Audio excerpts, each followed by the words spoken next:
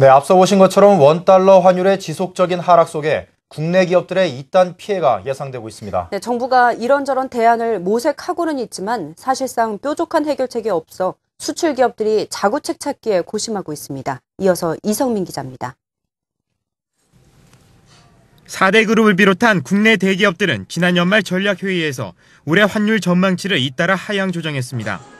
일찌감치 환율 하락세를 예감하고 관련 리스크를 최소화하기 위해서입니다.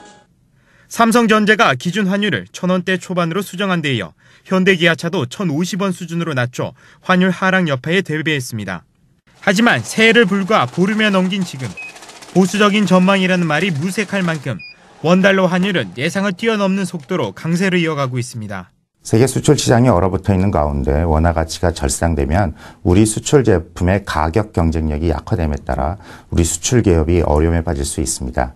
이럴 때는 정부가 원화 가치의 절상 속도를 늦추든 재계는 당혹감 속에 정부의 구체적인 대책을 요구하고 있지만 민생과 물가 안정을 최대 기치로 내건 박근혜 정부 출범을 앞두고 정부의 환율 개입은 당분간 어려울 전망입니다.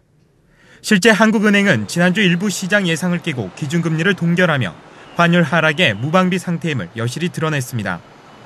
결국 수출 기업들은 고육지계로 자구책 마련에 열을 올리는 모습입니다. 원가 절감이나 신제품 개발에 속도를 내는 한편 외국 시장 마케팅을 강화해 환율 하락 대비에 나섰습니다. 일부 기업은 지난달부터 미국과 중국 중심의 수출 시장을 중동이나 중남미, 인도 등 신흥국으로 확대하는 등 글로벌 경기 변동에 발맞춰 이미 준비 태세를 갖췄습니다. 지속적인 환율 하락 속에 국내 수출 기업들이 어려움을 겪고 있지만 대기업의 사정은 그나마 나은 편입니다. 환율 방어 능력이 부족한 중소기업들은 사실상 뾰족한 해결책이 없어 대책 마련에 고심하고 있습니다.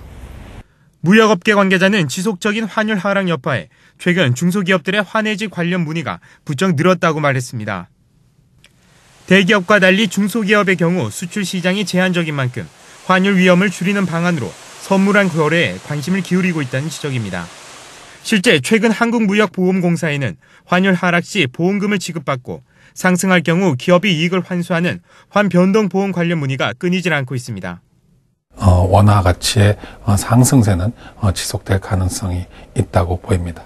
환율 변동에 취약한 중소기업의 경우는 정부가 제공하고 있는 환율 변동 상품을 적극적으로 활용할 필요가 있다고 보이고요. 정부도 중소기업을 대상으로 환해지 관련 설명회를 잇따라 개최하는 등 환율 하락에 따른 추가 피해 예방에 나섰습니다.